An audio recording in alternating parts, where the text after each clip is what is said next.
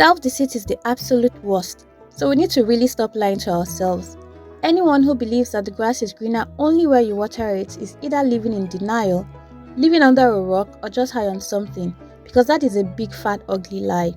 The grass can truly be greener on the other side, and convincing yourself otherwise is a big joke, and you, my dear, are the joke. The perspective that I want you to see is that you can thrive in both situations, whether you water the grass yourself or it is watered for you on the other side. What I'm about to say next will vary for different people, but the purpose of this is to allow you to see it from my point of view. Let's look at it literally. When you enter a field that is being watered and nurtured by someone else, when you are actually allowed into that kind of space, then there's an expectation of you. The work has already kicked off, you're going to join the work or you're coming to join the work. Best believe that most times the person nurturing it is doing it because they have the hope that they will get something in return. So if you're going to enjoy the land, then you have to be valuable. This then is the question, what are you bringing to the table? Someone can just go plant on an already tilled land, tilled by someone else, and have some yield. And another can till the land himself and still have some yield. Here is something to note though. For someone who searches, finds and then nurtures a dry land, they can in some sense lay claim on that space as their space, their land, their work. Whereas the other person can only lay claim if the original owner decides to relinquish the land or at least some part of it. Long story short, both situations can lead to good yield. So let's relate this to our lives because all this grass talk is beginning to make it sound like we're goats. The ones with horns, not the acronym GOAT. We can relate this to 9-to-5ers and entrepreneurs.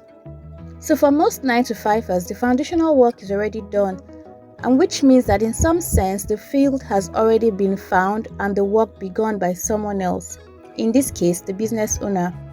So the what do you bring to the table question is a very valid question here, because no one is going to waste their resources on you if you don't add value in some way to their business. For the entrepreneur, the onus is on you, and the grass will only grow if you water it. Does that make anyone better than the other? The answer is no. Everyone cannot be the same. Everyone cannot do the same thing. Can both do well? The answer is a definite yes. You just need to do you. Some people will excel working for others, while some will choose to start and do their own thing, and that's okay.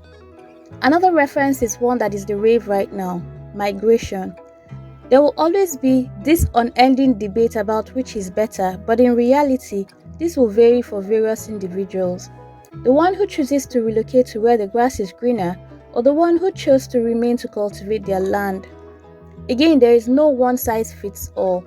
Something to keep in mind is that the Western countries are considered developed with the existence of functional systems and structures put in place by others for a purpose. What a lot of us see as green grass has been put in place by someone else, and so immigrants are allowed in with the expectation that these said immigrants will provide value. These countries allow immigrants because they have use for them, not because of love. Can an immigrant thrive after relocation? Absolutely. But so can the person who chose to stay back either by choice or condition. Both can thrive either ways. This can be related to various aspects of our lives, including relationships. Some people will get together and build from scratch, while some will get together after the groundwork has already begun. And no matter how people see it, in both situations, the result could be happiness or not. Building from scratch is no guarantee. Going back to our green grass terminology, someone can thrive where the grass is already nurtured or greener in our language, and another person can do the work on a dry piece of land and also thrive. Success isn't always commensurate with work.